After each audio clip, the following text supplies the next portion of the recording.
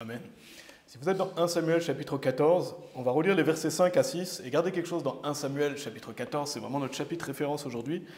1 Samuel chapitre 14, versets 5 et 6, la Bible dit « Et Jonathan dit au jeune homme qui portait ses armes, « Viens, passons vers la garnison de ces incirconcis, peut-être que le Seigneur agira pour nous, car il n'y a rien qui n'empêche le Seigneur de sauver avec beaucoup d'hommes ou avec peu. » Et son porteur d'armes lui dit « Fais tout ce qui est dans ton cœur, tourne-toi, voici je suis avec toi selon ton cœur. » Et le titre du message aujourd'hui, c'est « Joignez-vous à la bataille ».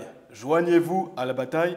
Et je pensais faire un message sur les chrétiens rétrogrades aujourd'hui. J'en avais parlé semaine dernière. Je ne sais pas si vous vous rappelez, j'avais parlé de faire un message sur les chrétiens rétrogrades, cette notion qui est intéressante et importante à développer, et même sur Psaume chapitre 1.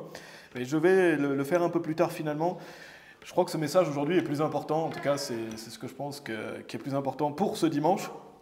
C'est pour ça qu'on va faire un message complet là-dessus, et notamment pour encourager ceux qui sont présents ici, mais aussi ceux qui nous écoutent et qui ne prennent pas part à la bataille.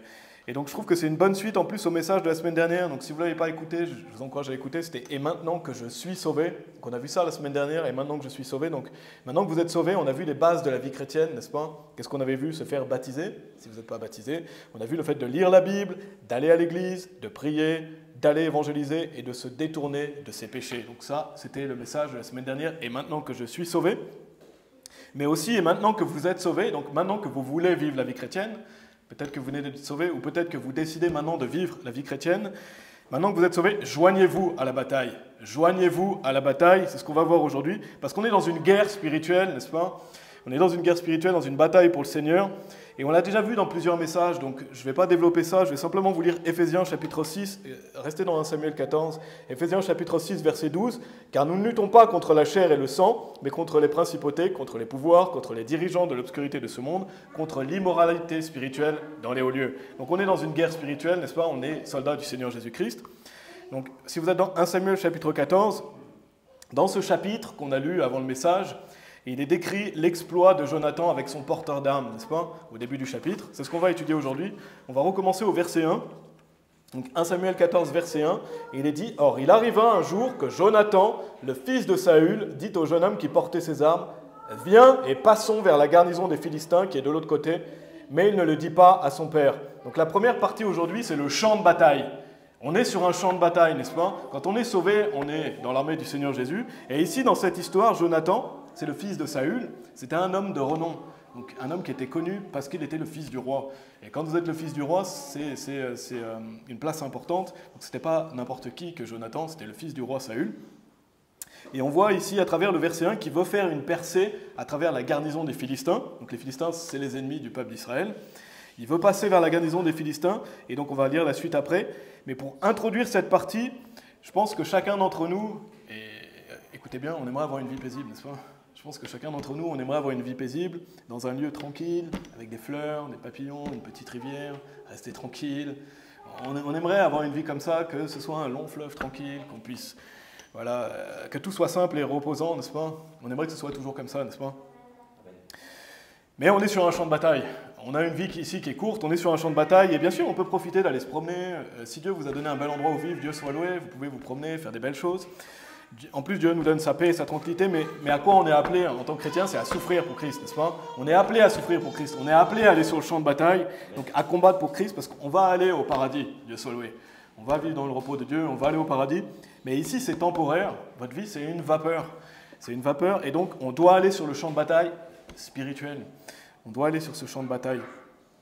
Donc revenons à 1 Samuel chapitre 14. La première chose que je veux souligner dans cette histoire, qu'on peut appliquer ici à notre travail en Suisse, parce qu'on va faire une application spirituelle de cette histoire qui a vraiment eu lieu, ici en Suisse, et même peut-être quelqu'un qui écoute et qui est ailleurs, et qui combat pour Dieu. Première chose que je veux souligner, c'est que Jonathan représente clairement un chrétien zélé.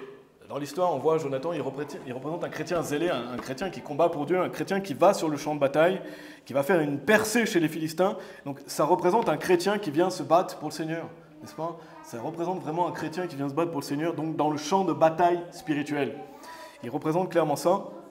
Et quand on pense aux Philistins, si vous êtes familier avec l'histoire de David, avec l'histoire de Saül, de Goliath, etc., si vous êtes familier avec ça, les Philistins, c'est un peuple plutôt effrayant. C'est pas des rigolos, les Philistins. Ils avaient Goliath. Ils avaient Goliath, un homme de guerre depuis sa jeunesse, un géant. Et quand Goliath se présente, personne ne veut l'affronter. Le seul qui va vouloir l'affronter, c'est David. Le seul qui va vouloir affronter Goliath parce qu'il va dans le nom du Seigneur. Mais d'un point de vue humain, c'est plutôt effrayant de vous retrouver face à un Goliath. Et Dieu soit loué que David ait pris position. Mais personne ne voulait l'affronter. Et la Bible décrit souvent, quand vous regardez à travers l'Ancien Testament, les Philistins comme un peuple redoutable. C'est un peuple de guerriers. C'est pas un peuple forcément que vous avez envie de faire une percée chez les Philistins. Ça peut être effrayant d'un point de vue humain. C'était un peuple guerrier, c'était un peuple malfaisant et en plus qui était rude dans la bataille. Et il ne se laissait pas faire. Donc Jonathan, il vient batailler clairement sur un territoire hostile. Quand il veut faire une percée chez les Philistins, il ne va pas faire une percée chez un peuple, de rigolos, quoi. C'est vraiment des gens redoutables, des guerriers. Donc il va sur un territoire hostile. Donc d'un point de vue humain, si vous vous mettez vraiment dans l'histoire, ça peut paraître effrayant, n'est-ce pas? Ça peut paraître effrayant. Et si vraiment vous vous mettez dans l'histoire, vous méditez là-dessus, mais mettez-vous quelques minutes à la place de Jonathan. Il y va, lui et son porteur d'armes, ils sont deux. Et seulement deux hommes, et ils vont percer à travers l'ennemi. Imaginez-vous aller avec un ami chez l'ennemi, dans la garnison des Philistins. Et Jonathan savait qui étaient les Philistins. Il savait très bien. Donc imaginez-vous faire une percée dans un camp ennemi à deux hommes, ça demande du courage, ça demande de la vaillance. Donc comment l'appliquer à nous aujourd'hui, qui sommes dans une bataille spirituelle, parce que je ne vous dis pas d'aller sur le front physiquement, n'est-ce pas? On est dans une guerre spirituelle. Plusieurs choses. Première chose, déjà, venir dans notre groupe. Si vous venez dans le groupe, déjà, vous faites une percée à travers les Philistins. Vous faites une percée à travers les Philistins. Pourquoi? Parce que la Suisse est remplie de Philistins. Le monde représente les Philistins. Enfin, les Philistins, ça peut représenter le monde dans cette histoire. Donc venir ici dans le groupe, et bien sûr, ce n'est pas les mêmes Philistins qu'à l'époque. Heureusement, ce n'est pas les mêmes Philistins, ils n'ont pas des lances, des épées dans la rue, ce n'est pas des guerriers redoutables, mais il y a des gens malfaisants, n'est-ce pas? Il y a des gens malfaisants. Et donc venir ici dans le groupe, c'est percer à travers les Philistins. C'est percer à travers la garnison des Philistins. Parce que ça représente les gens qui vivent dans le monde. Les gens qui vivent dans le monde, les gens qui ne vivent pas pour Dieu, et donc on pourrait dire le monde des Philistins, notre société moderne. Et combien de personnes vivent pour Dieu en Suisse? Il n'y en a pas beaucoup, n'est-ce pas? Combien de personnes vivent pour Dieu? Beaucoup prétendent vivre pour Dieu. Vous rencontrez des gens dans la rue qui vont vous dire « Oui, moi je vis pour Dieu », mais ils ne sont même pas sauvés. Ils ne sont même pas sauvés. Ils ne vivent pas pour Dieu, ils n'ont même pas le salut. Comment vous ne pouvez pas vivre pour Dieu si vous n'êtes même pas sauvés? Donc, quand on pense à ces fausses églises, les Philistins catholiques, l'église des Philistins catholiques, l'église des Philistins pentecôtistes, l'église des Philistins charismatiques, c'est des églises de Philistins. Pourquoi? Parce qu'ils adorent une idole, c'est un faux Dieu qui est derrière, n'est-ce pas? Et bien sûr, on veut que ces gens soient sauvés, on aime ces personnes perdues dans ces églises, mais ça peut être représenté par les Philistins, ça peut être représenté par le monde. Toutes ces églises qui enseignent qu'il faut faire des œuvres pour être sauvé, qu'il faut se détourner de ses péchés, que croire en Jésus, ça ne suffit pas, qu'on peut perdre son salut, tout ce non-sens contraire à la Bible, c'est le monde, c'est le monde. Et malheureusement aussi, certaines personnes sauvées vont dans des églises de Philistins. Alors, notre frère Tristan a parlé à quelqu'un ce matin, il allait dans une fausse église et il était sauvé. Et il était sauvé. Donc il y a des gens sauvés qui vont chez les Philistins évangéliques. Ils vont dans les concerts de rock, un faux pasteur derrière le pupitre qui prêche un faux salut. C'est pas une église de Dieu, n'est-ce pas? C'est une fausse église. Ils peuvent s'appeler évangéliques, mais c'est des Philistins évangéliques. Et aussi beaucoup de personnes sauvées qui ne vont pas à l'église, n'est-ce pas? Beaucoup de personnes sauvées, quand vous avez quelqu'un de converti, il ne va pas aller automatiquement à l'église. Donc en fait, les personnes sauvées qui ne vont pas à l'église, ils restent à Philistin City. Ils vivent comme des Philistins, ils vivent comme le monde, n'est-ce pas? Donc mes amis, quand on est sauvé, on doit vivre pour Dieu, n'est-ce pas? On doit déterminer de vivre pour Dieu. On ne doit pas aimer le monde, on doit être un peuple particulier pour le Seigneur, et ce n'est pas le sujet aujourd'hui. Mais quand vous venez ici, quand vous venez le dimanche, vous percez à travers la garnison des Philistins. Il y a des Philistins partout. Et les gens vont essayer de vous décourager de venir ici. Les gens vont essayer de vous dire « Non, reste à Philistin City. » Ou « Viens à Philistin catholique. Viens à Philistin pentecôtiste. Sois des nôtres. » Et nous, on est amené à être un peuple particulier, n'est-ce pas? Quand on vient ici, on vient se réfugier, on vient vivre pour Dieu. Et donc on a un groupe qui fait partie d'une église. Et autre chose, allez dans 1 Jean chapitre 5, si vous voulez bien. 1 Jean chapitre 5. Donc tout ça, c'est des applications spirituelles à travers l'histoire ici de Jonathan et de son porteur d'armes, qui va faire une percée dans la garnison des Philistins. Et si vous ne me croyez pas, regardez comment est Lausanne. Si vous ne me croyez pas, vous dites « Ah, t'exagères un peu. » Regardez comment est Lausanne. Allez vous promener dans la rue. Regardez comment sont les gens. Regardez toutes ces fausses religions. Regardez tous les gens qui suivent des fausses religions. Regardez la dégénérescence. Regardez la perversion de notre société actuelle. Ça représente au monde des Philistins, n'est-ce pas? Quand vous voyez plein de personnes habillées comme des personnes perverses, les gens trouvent ça normal, mais c'est pas normal. C'est pas normal quand vous voyez des drogués, des alcooliques partout, des hommes pervers qui s'habillent en jupe, etc. C'est Philistin City. Des réprouvés qui déambulent, et c'est pas qu'ici, bien sûr. C'est pas qu'ici, malheureusement, c'est le monde actuel. C'est le monde actuel, parce qu'on est dans un monde corrompu et perverti. Regardez 1 Jean chapitre 5, verset 19. Et nous savons que nous sommes de Dieu et que le monde entier gît dans l'immoralité. Le monde entier gît dans l'immoralité, n'est-ce pas? C'est pour ça que Dieu nous dit d'être séparés du monde, de ne pas suivre les coutumes du monde, et notamment des Philistins à l'époque. Et on voit bien que c'est de pire en pire, n'est-ce pas? On voit bien que c'est de pire en pire, qu'on est dans une société qui va en enfer, n'est-ce pas? Une société dégénérescente. Et Dieu merci pour la Suisse, parce que selon mon avis, c'est bien mieux que la France. Peut-être que vous partagez cet avis, vous pouvez avoir votre avis, mais je trouve que c'est bien mieux que la France dans beaucoup de domaines. Et pourquoi? Parce qu'il y a une histoire chrétienne en Suisse. Donc la Suisse récolte l'histoire chrétienne qu'ils ont eue. Ça a été une terre d'accueil pour les gens qui étaient persécutés.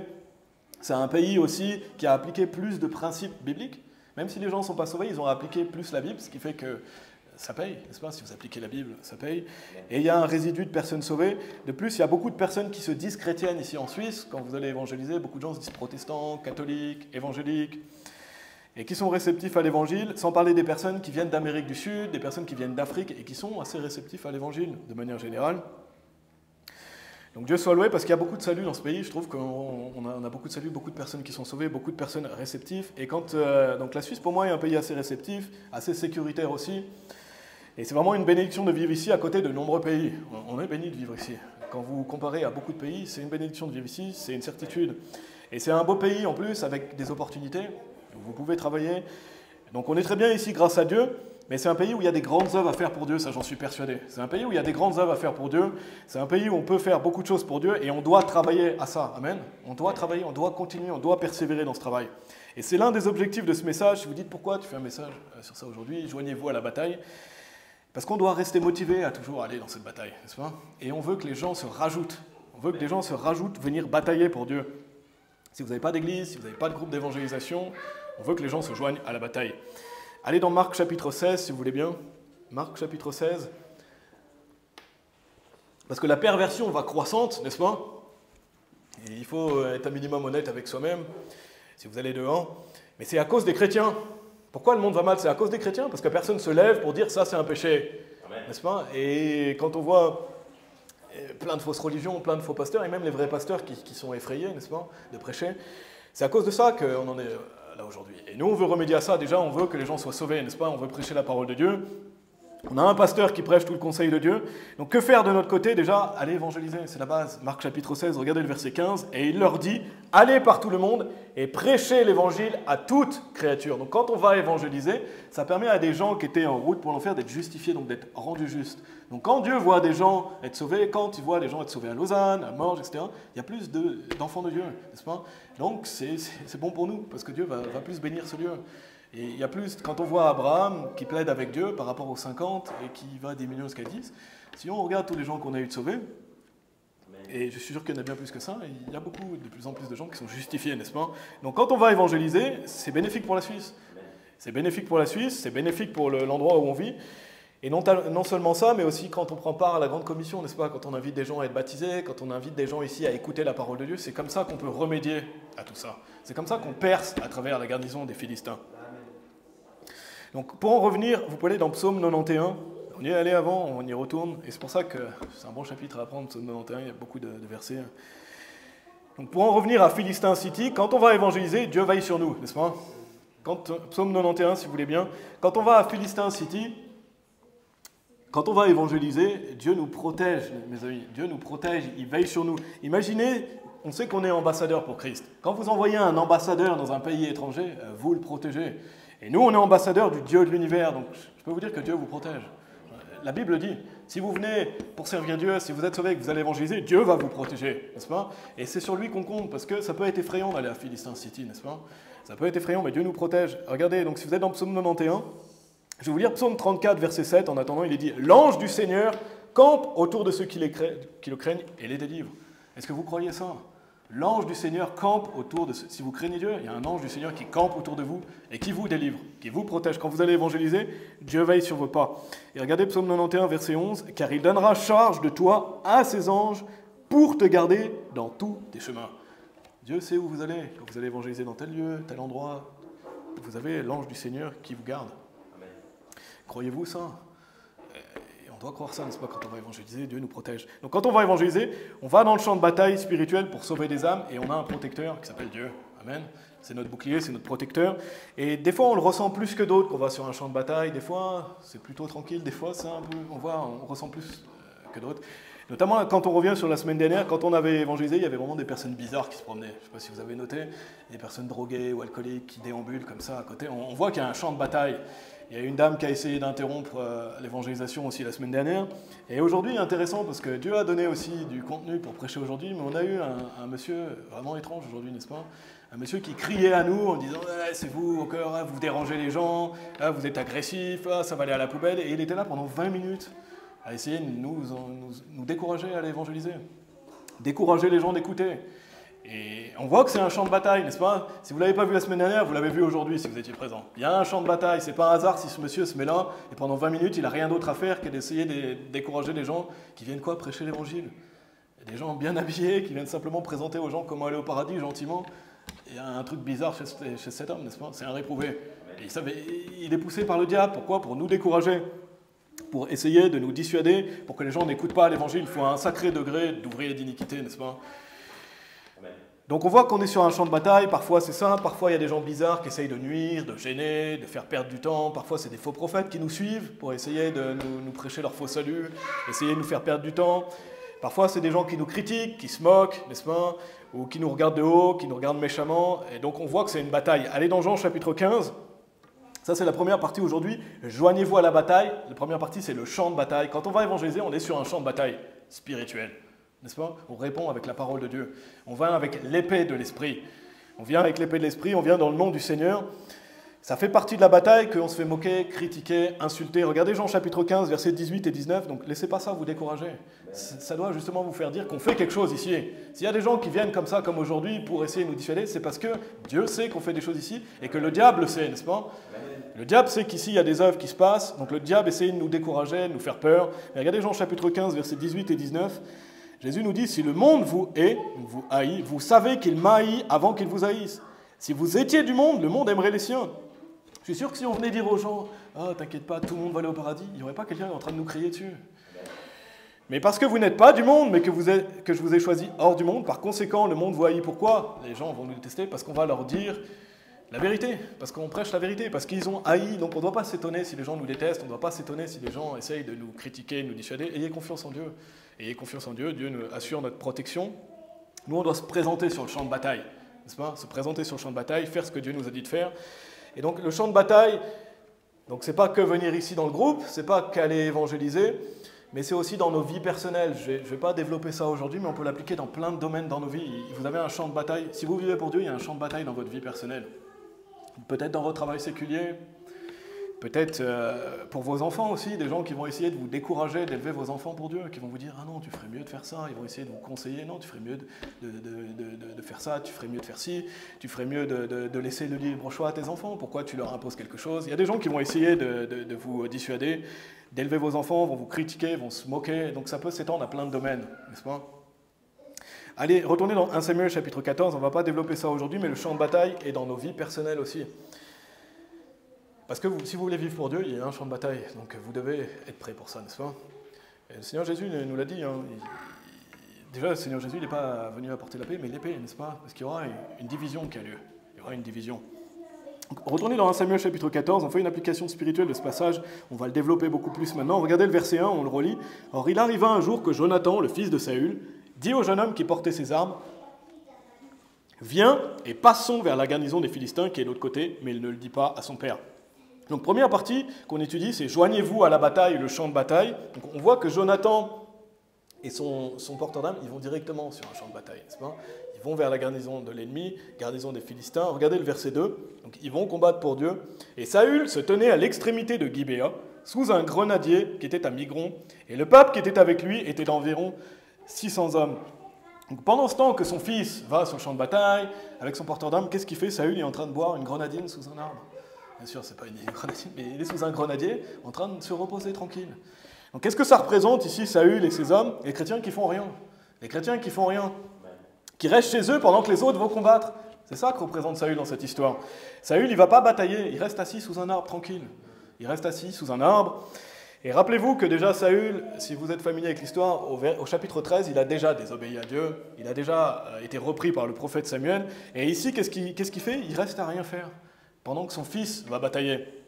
Donc, qu'est-ce qu'il représente avec ces 600 hommes? Les chrétiens qui n'œuvrent pas pour Dieu, n'est-ce pas? Les chrétiens qui n'œuvrent pas pour Dieu, et je regarde où j'en suis, qui restent à rien faire, pendant que d'autres vont sur le champ de bataille. Donc ça, c'est une honte, n'est-ce pas? Lui, il représente les chrétiens qui, pendant que les autres vont combattre, il reste chez lui tranquillement. Il reste chez lui tranquillement. Et typiquement, une personne qui ne vit pas la vie chrétienne et qui préfère rester à Philistine City pendant que les autres vont œuvrer, n'est-ce pas? Donc quand par exemple, prenons des exemples, mais quelqu'un qui va au cinéma le dimanche au lieu de venir ici. Et c'est comme Saül qui reste sous un grenadier, n'est-ce pas?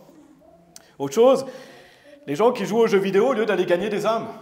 Il y a des gens comme ça, et ils vont dire non, moi je veux jouer aux jeux vidéo, je ne vais pas venir gagner des âmes. Donc typiquement, les gens qui restent à Philistine City, qui vivent dans le monde, les gens qui vont faire des pique-niques en nature, et il n'y a rien de mal à faire des pique-niques en nature, alors qu'ils devraient venir ici le dimanche. Comme Saül qui reste sous un grenadier tranquille pendant que les autres vont combattre.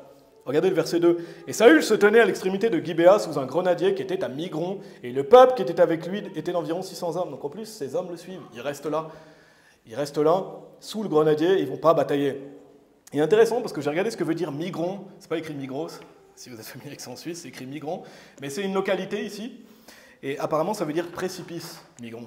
Ce que j'ai vu, ça veut dire précipice, et pour moi, quelle application on peut faire? Ça sonne comme un chrétien dans le précipice de ne pas vouloir vivre pour Dieu, n'est-ce pas? Parce que si vous ne vivez pas pour Dieu, vous êtes dans un précipice d'avoir une vie misérable. Vous allez aller au paradis, vous n'êtes pas au précipice de l'enfer, Dieu soit loué.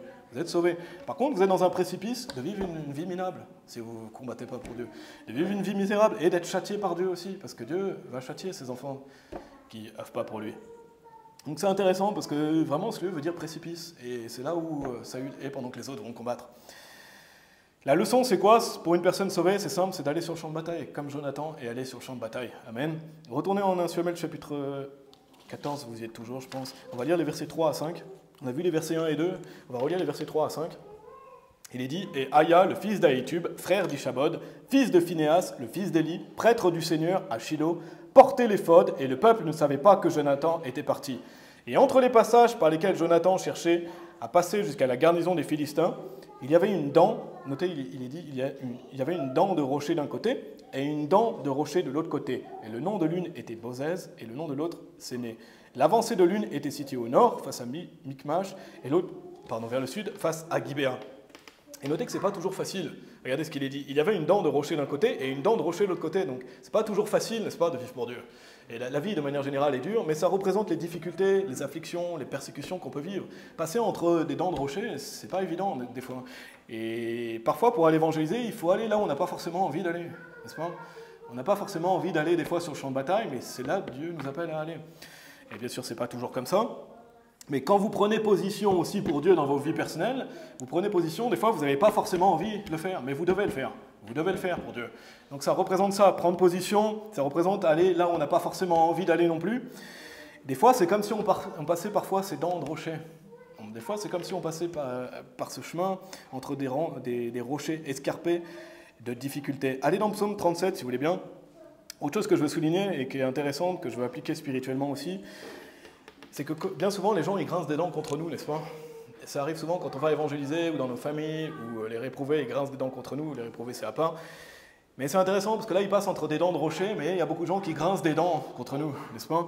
Et quand les gens, par exemple, dans nos vies personnelles, dans notre travail, dans notre famille, quand vous œuvrez pour Dieu, il y a des gens qui grincent des dents contre vous. Quand vous allez évangéliser, vous avez déjà vu, je pense, des gens qui grincent des dents quand vous leur dites qu'ils méritent d'aller en enfer, quand vous leur dites qu'ils sont coupables, quand vous leur dites, des fois ils grincent des dents parce qu'ils se disent que c'est trop facile d'aller au paradis.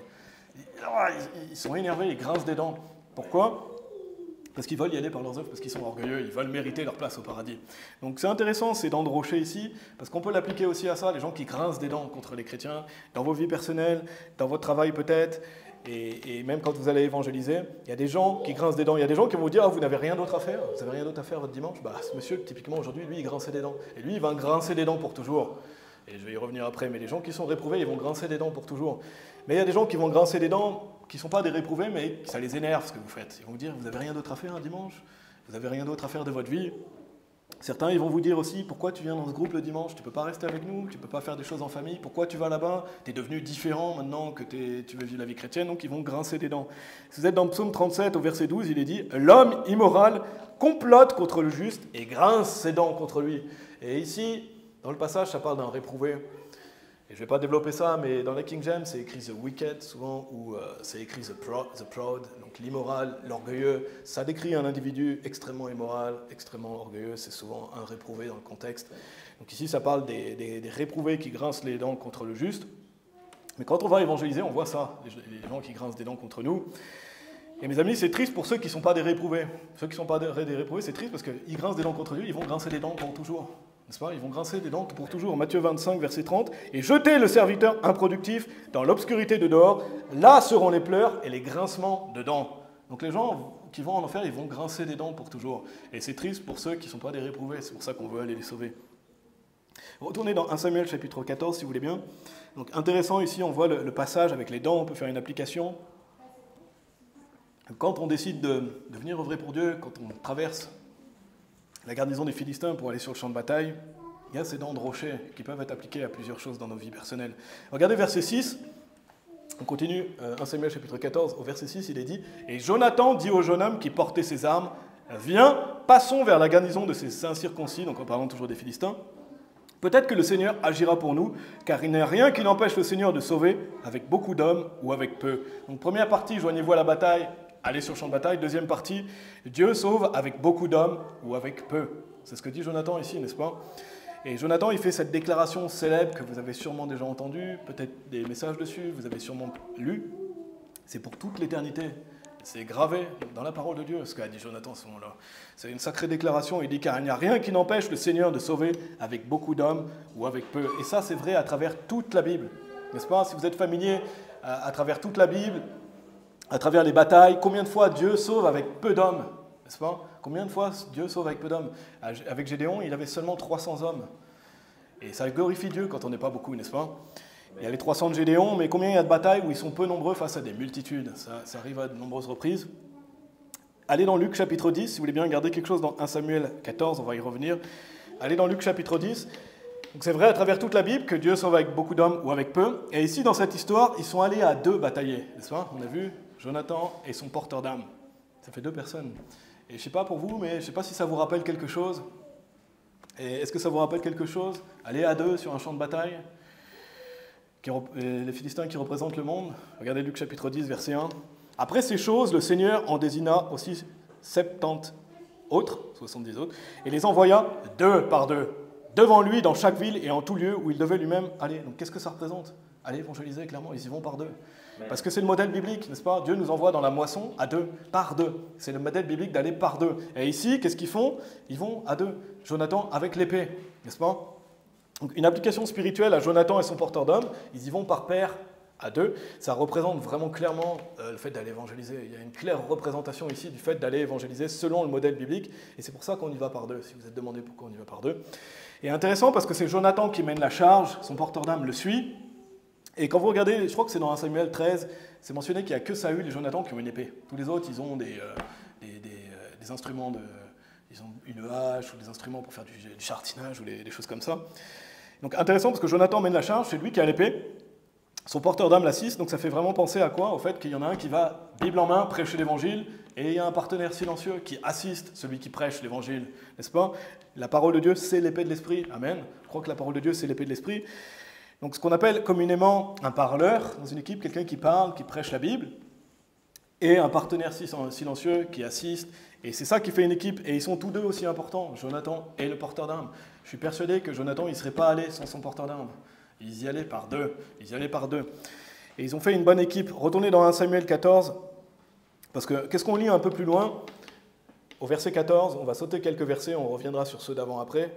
1 Samuel 14, verset 14. Donc il y a une claire représentation ici, Jonathan avec son porteur d'armes, ça représente le fait d'aller évangéliser à 2. Le fait d'aller évangéliser à 2, et regardez un peu plus loin, verset 14, il est dit « Et ce premier carnage que fit Jonathan et son porteur d'armes fut d'une 20aine d'hommes sauvés. » C'est parce qu'il dit d'hommes tués sur environ la moitié d'un arpent de terre, qu'un couple de bœufs pour labourer. Pourquoi j'ai dit sauvés? Parce qu'ils ont eu 20 personnes sauvées ici. Si on applique ça spirituellement, et bien sûr, c'est pas ce qui est écrit ici, ils ont été tués physiquement.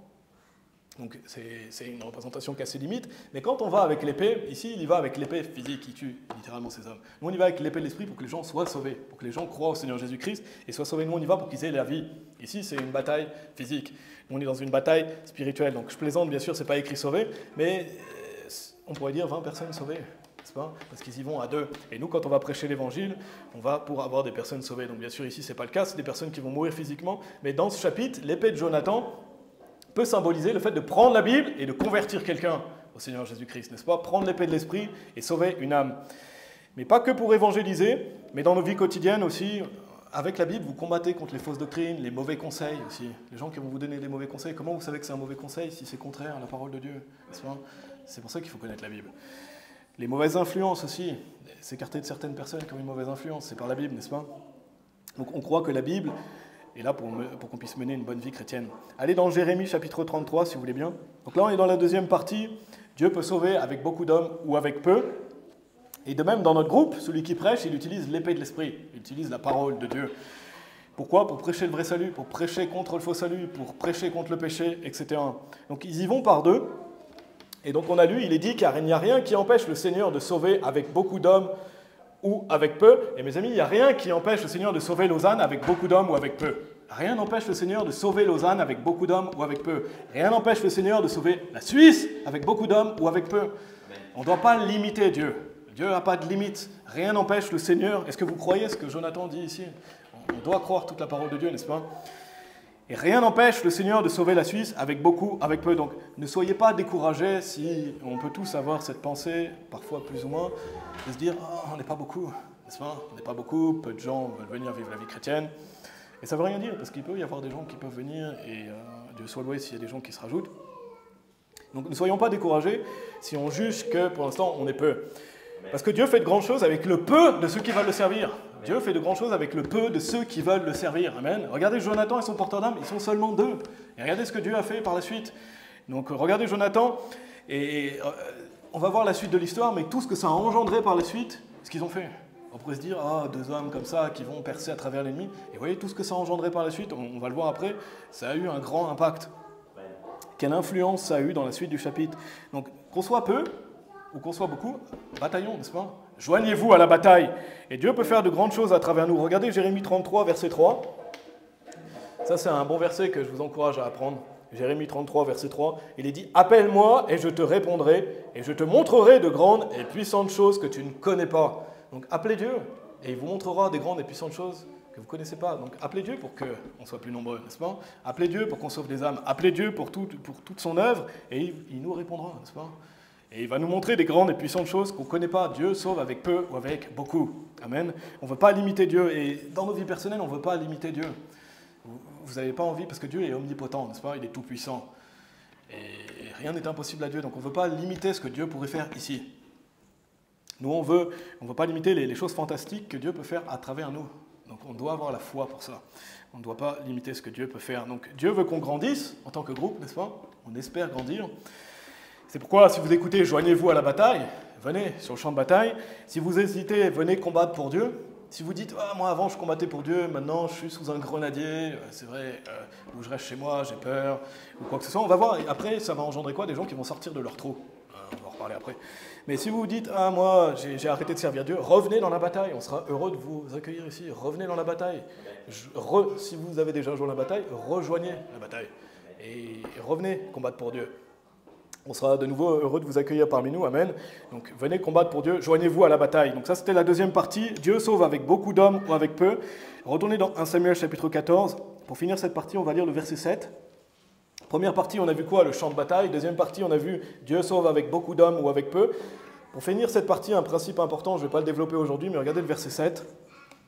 1 Samuel 14, verset 7, il est dit, et son porteur d'âme lui dit, fais tout ce qui est dans ton cœur, tourne-toi, voici, je suis avec toi selon ton cœur. Et ça, c'est une belle réponse, n'est-ce pas? N'importe quelle position de leadership que vous pouvez avoir, c'est la meilleure réponse que vous espérez.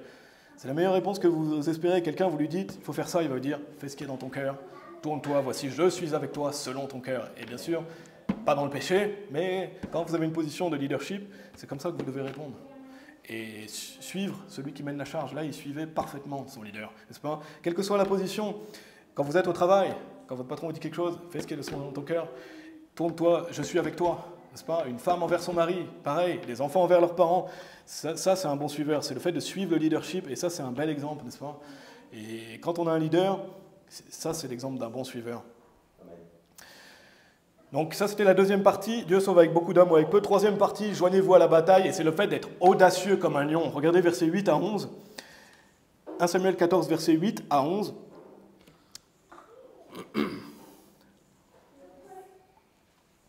Il est dit, alors Jonathan dit, voici, nous allons passer vers ces hommes. Donc il parle à son porteur d'âme. Et nous nous montrerons à eux. S'ils nous disent, attendez jusqu'à ce que nous soyons venus à vous, alors nous nous tiendrons à notre place, et nous ne monterons pas vers eux.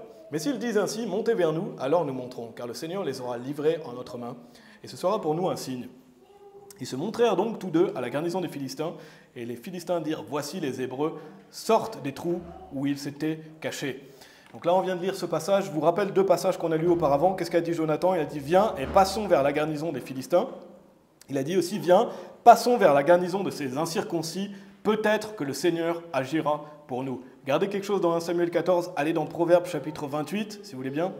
Proverbes chapitre 28, mais les déclarations de Jonathan à travers ce passage, les deux autres passages que je vous ai montrés, qu'est-ce que ça me fait dire sur Jonathan? Qu'est-ce que ça nous fait dire sur lui? C'est que c'était un homme audacieux, n'est-ce pas? C'était clairement un homme audacieux. Ça veut dire que Jonathan, c'était quelqu'un qui avait de la hardiesse, quelqu'un qui était déterminé, quelqu'un qui avait du courage. Regardez Proverbe 28, verset 1. Il est dit, les hommes immoraux fuient lorsque personne ne les poursuit, mais les hommes droits, et quand vous êtes justifiés par le Seigneur Jésus-Christ, n'est-ce pas? On veut être cet homme droit ici, sont téméraires comme un lion, parce que ce n'est pas automatique. Et ici, ça parle non seulement de quelqu'un sauvé, mais ça parle aussi de quelqu'un qui suit Dieu, n'est-ce pas? Il peut très bien y avoir quelqu'un de sauvé qui n'est pas audacieux comme un lion. Et nous, on veut être cet homme droit qui est téméraire comme un lion. Et en anglais, c'est le mot bold. Qu'est-ce que ça veut dire? Ça veut dire l'audace. Être téméraire, c'est audacieux, avoir de la hardiesse. Donc c'est quelqu'un qui a confiance en Dieu et qui prend position pour Dieu. C'est ça, quelqu'un d'audacieux. Il a confiance en Dieu, il prend position pour Dieu. Et ici, Jonathan et son porteur d'âme, on voit qu'ils ont de l'audace parce qu'ils vont percer à travers la garnison des ennemis, des Philistins, n'est-ce pas? Et ils sont que deux. Donc on voit qu'ils sont audacieux. Donc de notre côté, on doit être audacieux, n'est-ce pas? Qu'est-ce que ça veut dire? Ça veut dire rejoindre la bataille. Ça veut dire aller évangéliser. Ça veut dire venir ici. Ça veut dire vivre pour Dieu. Ça veut dire prendre position dans votre vie chrétienne de manière générale. Prenez position pour votre vie, prenez position pour vos enfants. Donc c'est aller dans une vraie église qui prêche la parole de Dieu, prendre position pour sa famille. Allez dans Hébreux chapitre 13, le fait d'être audacieux comme un lion. Je vais vous lire Actes chapitre 4, verset 31. En attendant, il est dit, « Et lorsqu'ils eurent prié, le lieu où ils étaient assemblés trembla, et ils furent tous remplis de l'Esprit Saint, et ils prononçaient la parole de Dieu avec hardiesse. » Ici, on voit qu'ils vont prier Dieu, et la terre va trembler. Ils vont être remplis de l'Esprit Saint. Et quel est le résultat de ça? D'aller prêcher la parole de Dieu avec hardiesse. Avoir de la hardiesse. Donc ça, c'est un des fruits de quelqu'un qui est rempli de l'Esprit. Un des fruits de quelqu'un qui est rempli de l'Esprit, c'est d'avoir de la hardiesse, de prêcher la parole de Dieu avec hardiesse. Quand vous êtes rempli du Saint-Esprit, vous allez prêcher avec hardiesse. Et quand on va prêcher l'Évangile, c'est comme ça qu'on veut prêcher l'Évangile, n'est-ce pas? Avec hardiesse, avec courage, avec détermination. Et si vous dites, ah, moi j'ai peur, j'ai pas le courage d'aller évangéliser, je suis timide, j'ai peur des gens, la solution est là. Et lorsqu'ils eurent prié, priez. Priez pour que vous soyez audacieux, priez pour que vous soyez remplis de l'Esprit, fortifiez-vous en Dieu. Et Dieu veut qu'on soit audacieux. Regardez, si vous êtes dans Hébreux chapitre 13, au verset 6, il est dit, de sorte que nous pouvons dire avec hardiesse, et c'est ce qu'on doit être capable de se dire, n'est-ce pas? Le Seigneur est mon aide, et je ne craindrai pas ce que l'homme me fera. Je ne craindrai pas ce que l'homme me fera. Ne craignez pas ce que les hommes peuvent vous faire. Quand vous allez évangéliser, quand vous venez ici, quand vous vivez pour Dieu, qui on doit craindre? Ce n'est pas les hommes, c'est Dieu, n'est-ce pas? On doit craindre Dieu. On doit craindre Dieu. Et ici, Jonathan et son porteur d'âme, ils ne craignent pas ce que les Philistins peuvent leur faire. Ils y vont avec audace. Et je suis sûr qu'ils ont eu peur dans leur cœur, parce qu'on est des êtres humains, n'est-ce pas? Mais ils n'ont pas laissé cette peur prendre le dessus, n'est-ce pas? Ils se sont fortifiés en Dieu et ils ont dit, allons chez les Philistins. Et Dieu peut sauver avec peu d'hommes, ou avec beaucoup, n'est-ce pas? Donc qu'est-ce qu'ils font? Jonathan et son porteur d'âme, ils comptent sur Dieu, littéralement ici. Ils ne comptent pas sur eux-mêmes, n'est-ce pas? Ils sont deux. Viens, passons vers la garnison de ces incirconcis, peut-être que le Seigneur agira pour nous. Retournez dans 1 Samuel chapitre 14, si vous voulez bien. Donc, avoir confiance que Dieu agit pour nous, être audacieux comme un lion. Et je ne sais pas si vous avez l'habitude d'avoir vu des lions, mes amis, un lion, c'est un animal plutôt audacieux, n'est-ce pas? Si vous avez vu des documentaires sur les lions, si vous avez vu un lion, en vrai, c'est vraiment un animal audacieux. Quand vous regardez le lion, vous voyez son audace, n'est-ce pas? Vous voyez sa détermination, son courage. Quand vous voyez un lion marcher face à l'ennemi, il n'y va pas la tête en bas, n'est-ce pas? Il est audacieux, le lion. C'est un animal audacieux et c'est pas pour rien que la Bible nous dit être audacieux comme un lion. Il a une démarche de quelqu'un qui est assuré, il a une démarche de quelqu'un qui est déterminé. Et si vous avez vu des vidéos d'un lion qui rugit, c'est plutôt impressionnant. Si vous avez vu un lion qui marche avec confiance, si vous avez vu des vidéos d'un lion aussi qui affronte des hyènes, des fois, j'ai vu une vidéo, un lion, il affrontait 20 hyènes, tout seul. Il était face à 20 hyènes, et ça demande du courage, n'est-ce pas? Et intéressant, parce que là, on voit ces deux hommes, ils vont en tuer 20. Un lion, il peut mettre en déroute 20 hyènes aussi, et donc nous, on doit être capable d'aller sur le champ de bataille et d'être audacieux, n'est-ce pas? On doit aller sur le champ de bataille, et bien sûr, on n'est pas là pour tuer les hyènes comme un lion, vous avez bien compris ce que je veux dire. Nous, on y va avec audace, avec amour des personnes perdues, mais on y va. C'est ça, avoir l'audace, c'est y aller et prêcher l'évangile avec hardiesse. Donc c'est un animal vraiment audacieux. Donc si vous êtes dans 1 Samuel 14, je vous relis Proverbe 28, verset 1. Les hommes immoraux fuient lorsque personne ne les poursuit, mais les hommes droits sont téméraires comme un lion en la leçon. C'est soyez courageux et audacieux, n'est-ce pas? Et prenez exemple sur le lion par rapport à ça. Prenez exemple sur le lion. 1 Samuel chapitre 14, ensuite on continue au verset 11. On va passer à un peu plus loin, on va passer à la troisième partie. Donc au verset 11, il est dit, ils se montrèrent donc tous deux à la garnison des Philistins. Et les Philistins dirent, voici les Hébreux sortent des trous où ils s'étaient cachés. Donc si vous êtes un chrétien tout seul chez vous, vous êtes un chrétien dans votre trou, sortez de votre trou, n'est-ce pas? Et là ils disent, ah les Hébreux ils sont enfin sortis de leur trou. Et c'est une honte quand on y pense, n'est-ce pas? C'est comme si les gens diraient, ah les chrétiens, enfin il y a des chrétiens ici. Et non, on doit être accessible pour que les gens soient sauvés, n'est-ce pas? On doit être prudent. On doit être prudent, bien sûr, on doit être inoffensif, n'est-ce pas? Mais on doit être accessible. On veut rendre accessible la vérité. Donc si vous êtes tout seul chez vous, si vous hésitez à vivre la vie chrétienne, si vous écoutez en ligne et que vous n'allez pas évangéliser, et Dieu vous bénisse si vous écoutez en ligne, mais ce n'est pas suffisant, n'est-ce pas? On doit aller sur le champ de bataille. C'est bien d'écouter en ligne, Dieu vous bénisse si vous le faites, mais sortez de votre trou, ne restez pas cachés. Ici, il est dit, les Hébreux sortent des trous où ils s'étaient cachés. Donc rejoignez la bataille, n'est-ce pas? Sortez de votre trou, sortez de votre zone de confort et venez sur le champ de bataille. Donc si vous avez, je l'ai dit la semaine dernière, je le rappelle, si vous n'avez pas d'église, cherchez une église. C'est vital, c'est indispensable, cherchez une église. Si vous n'avez pas d'église autour de chez vous, il faut envisager déménager, n'est-ce pas? Déménager. Vous ne pourrez pas survivre sans église. Sinon, si vous n'avez pas d'église, faites un groupe d'évangélisation où vous êtes en travaillant pour qu'il y ait une église qui se fasse. Et si vous n'avez pas de groupe d'évangélisation, pas d'église, venez ici si vous voulez, n'est-ce pas? C'est ce que j'avais dit la semaine dernière. Mais rejoignez la bataille, soyons audacieux comme un lion. Amen. Ça, c'était la troisième partie, dernière partie. On va lire à partir des versets 12, donc dans 1 Samuel 14. Donc on a vu quoi? On a vu le champ de bataille, on a vu Dieu agir. Dieu peut sauver avec beaucoup ou avec peu, je paraphrase. Troisième partie, on a vu le fait d'être audacieux comme un lion. Et quatrième et dernière partie, c'est le fait que Dieu combat pour nous. Dieu combat pour nous. Regardez les versets 12 à 14. Il est dit, « Et les hommes de la garnison répondirent à Jonathan et à son porteur d'armes et dirent, « Montez vers nous et nous vous montrerons quelque chose. » Et Jonathan dit à son porteur d'armes, « Monte après moi, car le Seigneur les a livrés en la main d'Israël. » Et Jonathan escalada avec ses mains et ses pieds. On voit encore une fois que ce n'est pas toujours facile, n'est-ce pas? Ça demande des efforts. Aller évangéliser, il faut marcher jusqu'aux gens. Il faut préparer son évangélisation. Et c'est des efforts qui sont importants à faire. Et son porteur d'armes derrière lui, et ils tombèrent devant Jonathan, et son porteur d'armes les tuait après lui. Verset 14, « Et ce premier carnage que fit Jonathan et son porteur d'armes fut d'une 20aine d'hommes tués sur environ la moitié. » Et c'est pas un... Je n'ai pas vérifié, mais c'est pas un grand... Ici, il dit la moitié d'un arpent de terre qu'un couple de bœufs peut labourer. Ce n'est pas une grande zone. Donc ils ont tué 20 personnes sur une zone quand même assez restreinte. Donc qu'est-ce qu'a fait Jonathan ici avec son porteur d'armes? Ils sont allés sur le champ de bataille, n'est-ce pas? Ils avaient confiance en Dieu. Ils étaient audacieux comme un lion. Et quel est le résultat? Dieu a combattu pour eux, n'est-ce pas? C'est Dieu qui combat pour eux ici. Et donc Dieu lui a donné la victoire. Donc Dieu bénit son courage. Dieu bénit son audace. Il dit, monte après moi, car le Seigneur les a livrés en la main d'Israël. Donc mes amis, quand vous rejoignez la bataille, quand vous êtes audacieux pour Dieu, quand vous prenez position, c'est Dieu qui combat pour vous. C'est Dieu qui combat pour vous. Et allez dans Psaume 60 si vous voulez bien, et gardez quelque chose dans 1 Samuel 14. Toujours gardez ça à l'esprit, Dieu combat pour nous. Dieu nous donne la force d'aller combattre, et Dieu combat pour nous. Quand vous combattez pour Dieu, Dieu combat pour vous. Et c'est rassurant de le savoir, n'est-ce pas? Regardez Psaume 60 au verset 12. Psaume 60, verset 12, il est dit « Par le moyen de Dieu, nous agirons vaillamment, car c'est lui qui piétinera nos ennemis. » N'est-ce pas? On y va avec vaillance parce qu'on a confiance en Dieu. On a confiance en Dieu, et c'est Dieu qui piétine nos ennemis, et c'est Dieu qui nous donne la victoire. On peut l'appliquer, je pourrais aller dans beaucoup de passages. Et il y a plein d'histoires comme ça dans l'Ancien Testament. Quand vous combattez pour Dieu, il combat pour vous. Mais il faut venir déjà combattre pour lui, si vous voulez qu'il combatte pour vous. Et c'est dans la bataille que vous êtes le plus proche de Dieu. Ça, je pourrais en parler aussi et développer ça. Mais quand vous êtes dans la bataille, quand vous vivez pour Dieu, vous êtes encore plus proche. Approchez-vous de Dieu et il s'approchera de vous, n'est-ce pas? Et c'est le fait d'aller sur le champ de bataille, c'est vous approcher de Dieu. Et vous verrez Dieu agir puissamment, n'est-ce pas? Si vous voulez voir des œuvres fantastiques, donc, si vous voulez voir Dieu agir puissamment dans votre vie, allez sur le champ de bataille. Joignez-vous à la bataille et vous verrez Dieu agir vaillamment. Vous verrez des choses que vous n'avez même pas pensé ou imaginé. Et vous verrez des choses incroyables grâce à Dieu. Mais déjà, il faut venir sur le champ de bataille. Donc quand vous combattez pour Dieu, quand vous prêchez l'Évangile, vous prenez position pour Dieu, vous élevez des familles chrétiennes, Dieu combat pour vous dans vos batailles. Retournez en 1 Samuel chapitre 14, parce qu'on s'appuie sur qui? On s'appuie sur Dieu, n'est-ce pas? On sait que Dieu est notre bouclier, on sait que Dieu, on est sous sa main, on est sous sa protection, amen. Regardez la suite de 1 Samuel 14, on va lire le verset 15 à 16. 1 Samuel chapitre 14, verset 15 à 16, il est dit « Et il y eut un tremblement dans le camp, dans la campagne et parmi tout le peuple, la garnison et les dévastateurs, eux aussi, tremblèrent, et la terre fut secouée, ce fut un très grand tremblement, et les sentinelles de Saül, qui étaient à Gibéa de Benjamin, regardèrent, et voici la multitude s'écroulait et s'en allait en s'entretuant. » Et ça, c'est Dieu qui agit, n'est-ce pas?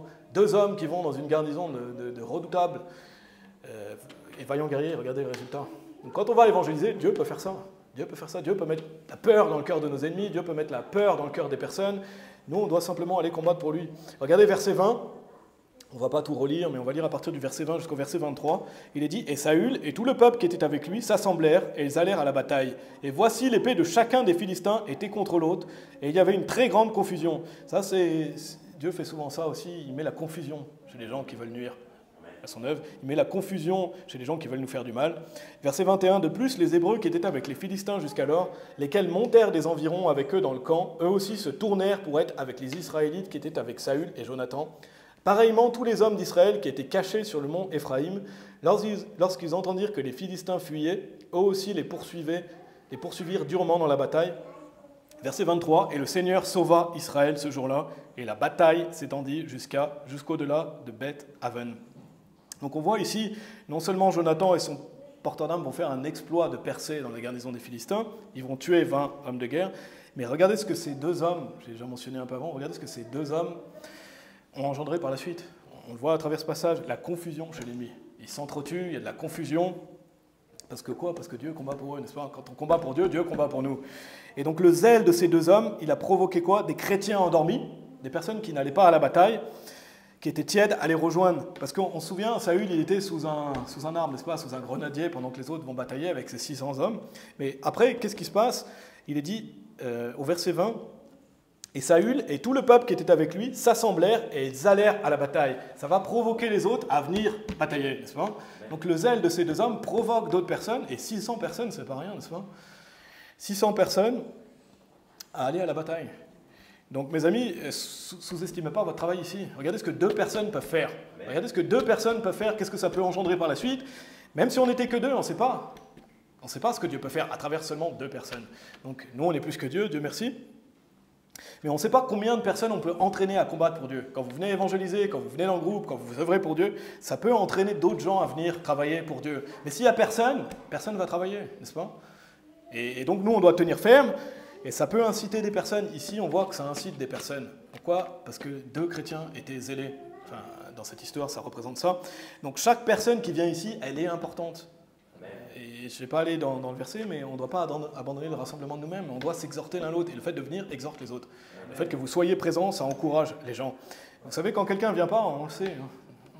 Et ça peut être décourageant. Ça peut être décourageant quand vous ne venez pas. Donc c'est votre devoir de venir rien que pour encourager les autres. Rien que pour être présent et venir combattre. Donc on voit chaque personne qui vient ici est importante et peut avoir un grand impact dans l'œuvre de Dieu. Amen. Donc deux hommes ont entraîné d'autres avec eux. Donc pas que Saül et ses hommes. Regardez aussi par la suite au verset 21. Donc on voit que ça a entraîné Saül et ses hommes. Mais regardez au verset 21 aussi, il est dit « De plus, les Hébreux qui étaient avec les Philistins, jusqu'alors, lesquels montèrent des environs avec eux dans le camp, eux aussi se tournèrent pour être avec les Israélites qui étaient avec Saül et Jonathan. » Donc traduction spirituelle ici, les chrétiens qui étaient à Philistin City, les chrétiens qui étaient dans le monde, les chrétiens qui vivaient dans le monde, ils les ont rejoints. Ils les ont rejoints. Donc qu'est-ce qu'on veut, nous, ici? On veut que les chrétiens qui vivent dans le monde nous rejoignent et viennent travailler pour Dieu. On veut que les chrétiens qui écoutent disent « Ah, moi, je suis un peu... venez travailler pour Dieu. » Et ici, on voit que ces deux hommes ont entraîné les Hébreux qui étaient avec les Philistins jusqu'alors. Donc eux, ils n'étaient pas dans le combat, n'est-ce pas? Ils étaient avec les Philistins. Mais ils vont combattre avec eux après. Il est dit pareillement, tous les hommes d'Israël, ensuite il est dit, je crois que ça doit être le verset 22, oui, verset 22, après le verset 21, il est dit pareillement, tous les hommes d'Israël qui étaient cachés, notez bien, il est dit, sur le mont Éphraïm, lorsqu'ils entendirent que les Philistins fuyaient, eux aussi les poursuivirent durement dans la bataille. Donc non seulement donc, il y a Jonathan et son porteur d'armes, après ça entraîne Saül et ses hommes, donc les chrétiens tièdes, n'est-ce pas, qui étaient sous un arbre. Ensuite, les chrétiens qui étaient dans le monde, mais il y a encore d'autres personnes ici qui vont joindre, c'est les gens qui étaient cachés. Les gens qui étaient cachés sur le mont Éphraïm, donc encore d'autres qui étaient cachés. Et il y a peut-être des gens qui nous écoutent qui sont cachés aujourd'hui. Et Dieu vous bénisse si vous nous écoutez en ligne, mais sortez de votre trou et venez combattre pour Dieu. On vous accueillera avec plaisir ici. Et si vous dites « Oh, j'étais trop dans la chair, je me suis écarté de Dieu, est-ce que vraiment Dieu veut que je revienne et je ne peux plus vivre la vie chrétienne ?» Non, revenez dans la bataille. Là, les gens qui étaient à Philistin City, les gens qui étaient cachés, ils sont rejoints à la bataille. Et c'est ce qu'on veut, n'est-ce pas? Et ça doit nous encourager à revenir dans la bataille, ce genre de passage dans l'Ancien Testament. Donc, continuons à bataillon ici, et qui sait combien de personnes ça peut encourager à l'avenir? On ne sait pas ce que Dieu peut faire, Dieu peut sauver avec peu et avec beaucoup, on veut, bien sûr, Dieu voulant qu'on soit plus, mais quoi qu'il arrive, Dieu peut sauver avec beaucoup ou avec peu. Donc, les deux hommes ici dans l'histoire, vous voyez le résultat, vous voyez ce que ça a pu engendrer. Et il y a une claire représentation d'évangélisation dans cette histoire, mais ils ont mis en déroute toute la garnison des Philistins. Et pourquoi? Pourquoi ils ont mis tout en déroute la garnison des Philistins? Parce que quand vous combattez pour Dieu, Dieu combat pour vous. N'est-ce pas? Quand vous combattez pour Dieu, Dieu combat pour vous. Donc Dieu peut faire de grandes choses avec peu ou avec beaucoup. Amen. Et bien sûr, on va être plus nombreux. Regardez le verset 23. Et après, on ira dans un dernier passage. Non, deux autres passages, et après on a fini. Donc au verset 23, il est dit « Et le Seigneur sauva Israël ce jour-là, et la bataille s'étendit jusqu'au-delà de Beth-Aven. » Donc qui a donné la victoire? Dieu. N'est-ce pas? Et le Seigneur sauva Israël. Dieu va bénir les gens qui se lèvent pour lui, qui vont sur le champ de bataille, qui ont confiance en lui, qui sont audacieux. Le Seigneur sauva Israël ce jour-là. Et notre vie est courte, n'est-ce pas? Et on veut voir Dieu agir puissamment, on veut faire des choses pour les autres, c'est venir sur le champ de bataille. Allez dans 2 Chroniques chapitre 20 si vous voulez bien. Une autre histoire que j'aurais pu lire, mais le sermon était trop long, mais il y a une belle histoire, je vous encourage à la lire chez vous si vous voulez. 2 Chroniques chapitre 20, on va lire seulement le verset 15. Une histoire de bataille aussi. Avec Josaphat. Il est dit, 2 Chroniques, chapitre 20, verset 15, et il dit, prêtez, donc c'est un prophète qui dit ça, prêtez attention, vous, tout Juda, et vous, habitants de Jérusalem, et toi, roi Josaphat, ainsi vous dit le Seigneur, et il le dit à chacun qui écoute aujourd'hui, n'est-ce pas? N'ayez pas peur, ne soyez pas atterrés à cause de cette grande multitude, car la bataille n'est pas la vôtre, mais celle de Dieu. Et Dieu nous dit la même chose aujourd'hui. Et il nous dit la même chose aujourd'hui, ainsi vous dit le Seigneur, n'ayez pas peur. Ni ne soyez atterrés à cause de... Parce qu'il peut y avoir des grandes multitudes de Philistins, n'est-ce pas? Il y en a partout, les Philistins. Et il y a des gens vraiment pervers dehors, n'est-ce pas? Et il y a des gens qui peuvent paraître effrayants d'un point de vue humain, n'est-ce pas? Mais n'ayez pas peur, ne soyez atterrés à cause de cette grande multitude. Pourquoi? Parce que la bataille n'est pas la vôtre. Parce que quand vous allez batailler pour Dieu, ce n'est pas votre bataille, mais celle de Dieu. Joignez-vous à la bataille, c'est la bataille de Dieu. Amen. Joignez-vous à la bataille. Allez dans 2 Timothée chapitre 4, le dernier passage où on va cette fois-ci. Dans le Nouveau Testament, on va aller dans 2 Timothée chapitre 4. Donc qu'est-ce qu'on a vu? Je vous fais un résumé. Joignez-vous à la bataille, on a vu le champ de bataille. Qu'est-ce qu'on a vu? On a vu que Dieu sauve avec beaucoup d'hommes ou avec peu. On a vu le fait d'être audacieux comme un lion. On a vu le fait que Dieu combat pour nous. Donc Jonathan, à travers cette histoire, c'est clairement un héros de la foi, n'est-ce pas? C'est un héros de la foi pour toute l'éternité, c'est écrit dans la parole de Dieu. Qu'est-ce qu'a fait Jonathan? Malheureusement, il va mal finir. On connaît la fin de Jonathan, malheureusement, il va mourir avec son père, parce qu'il n'aurait pas dû suivre son père. Il aurait dû suivre David, il n'aurait pas dû suivre son père. Donc on voit son erreur, qui lui a coûté la vie. Donc ce n'est pas une petite erreur, n'est-ce pas? Mais Jonathan est clairement un héros de la foi, et on voit à travers sa foi, son courage, son audace à combattre pour Dieu, l'impact que ça peut avoir. Et il y a une autre chose que je veux souligner, que je ne vais pas développer, mais dans 1 Samuel 14, il y a une claire représentation du Seigneur Jésus à travers Jonathan aussi. Jonathan représente le Seigneur Jésus-Christ ici. Pourquoi il le représente? Parce que quand vous suivez le Seigneur Jésus-Christ va combattre pour vous. Et on voit Jonathan qui combat, et son porteur d'armes, il n'a qu'à le suivre. Il n'a qu'à le suivre. Et nous, c'est pareil, on n'a qu'à suivre le Seigneur Jésus, et le Seigneur Jésus va combattre pour nous. Donc il y a vraiment une belle représentation aussi du Seigneur Jésus à travers Jonathan. Nous, on est le porteur d'armes. On est des porteurs d'armes de Dieu. Mais on va finir avec 2 Timothée chapitre 4, versets 7 et 8. Et Paul nous dit, ça fait une belle conclusion de ce message, joignez-vous à la bataille. Il dit, j'ai combattu un bon combat. J'ai achevé ma course, j'ai gardé la foi. Désormais m'est réservée une couronne de droiture, laquelle le Seigneur, le juge droit, me donnera en ce jour-là, et non seulement à moi, mais à tous ceux aussi qui aiment son apparition. Et tout à l'heure, on a chanté « Debout, sainte cohorte ». Je ne me souviens plus des paroles exactes, mais en tout cas, ça parle du combat. Si vous voulez être couronné, il faut combattre. Si vous voulez un jour que Dieu vous récompense et vous donne une couronne, ici, Paul, il a dit « J'ai combattu un bon combat ». Il n'a pas dit « Je suis resté sous un grenadier », n'est-ce pas ? « Je suis resté chez moi ». Non, il a combattu un bon combat. Il a achevé sa course, il a gardé la foi, et donc il est venu combattre. Et aujourd'hui, ça passe par quoi ? Par l'église locale. C'est ça, venir combattre pour Dieu. Si vous n'êtes pas à l'église locale, vous ne combattez pas pour Dieu. Bon, comme j'ai dit, au moins il y a un groupe d'évangélisation, ou alors aller évangéliser en attendant peut-être d'avoir une église, déménager, etc.